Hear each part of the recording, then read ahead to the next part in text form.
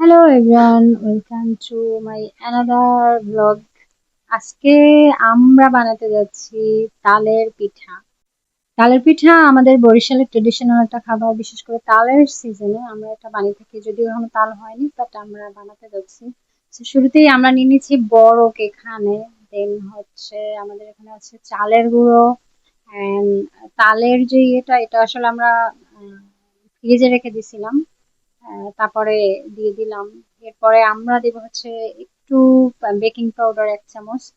এরপরে হচ্ছে নারিকেলটা ছোট ছোট পিস পিস করে দেন কেটে দিব ডোটার ভেতরে। তারপর ভালো করে নেড়ে নিব।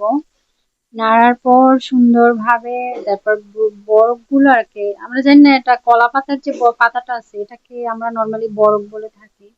সেই বরফ পাতাটা নিয়ে নিব, এটা একটু ভালোভাবে মোছা দিয়ে নিতে হবে শুরুতে। So আমরা নিয়ে নিছি, মোছা দিয়ে নিছি। এখন আমরা হচ্ছে এটাকে চুলোর উপরে দিব, দিয়ে তারপর ডোটা দিব, হালকা করে একটু সরাই দিব যাতে করে মানে এক জায়গায় না থাকে, একটু পাতলা হয় আর কি। তো এরপরে দিয়ে নিলাম। তারপরে ভালোভাবে এপিট ওপিট করে আমাদেরকে জাল দিয়ে নিতে হবে। একটু লাল লাল যেন ভাব আসে দেখতে, ভিতর মানে বাহির থেকে আর কি লালচে লালচে একটা ভাব আসবে। আহ দিয়ে এপিট ওপিট করে সুন্দর করে, মানে এটা একটু সময় লাগে, যদিও কম হলেও একটা পিঠা ভাজতে 10 মিনিটের মতো লাগে। তো আমাদের এই পিঠাটা হয়ে গেছে অলমোস্ট প্রায়।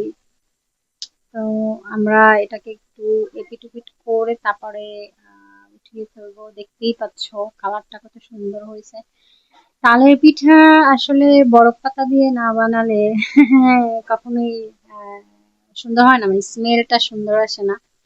তো সেই ওয়েতে আমরা সব পিঠাগুলোকে বানিয়ে নিয়েছিলাম আহ চুলায় এভাবে। তোমরাও চাইলে এরকম করে বানাতে পারো। যারা তালের পিঠা ট্রাই করনি তারা এভাবে ট্রাই করতে পারো বরফ পাতা।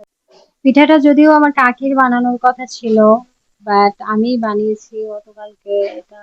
অ্যাজ ইউজুয়ালি আমি ভিডিও করি, বাট গতকালকে আমি বানাচ্ছিলাম সব পিঠাগুলো। আমরা যদিও তালের পিঠা বানানো অনেক টাফ আর কি।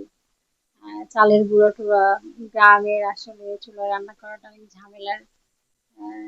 যাই হোক, তারপরও আমি সুন্দরভাবেই বানাইছি, সবাই অনেক পছন্দ করছে খেতে। চুলো থেকে অলমোস্ট সব উম, খেয়ে ফেলছে আসলে। সো এই ছিল আমাদের আজকের ভিডিও তালের পিঠা নিয়ে।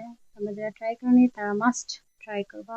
ভিডিওটি ভালো লাগলে অবশ্যই লাইক এন্ড সাবস্ক্রাইব করে দিও। Thank you for watching. আবার দেখা হবে অন্য কোনো রেসিপি নিয়ে তোমাদের সাথে। অফকোর্স আমাদের বরিশালের ট্রেডিশনাল খাবার রেসিপি।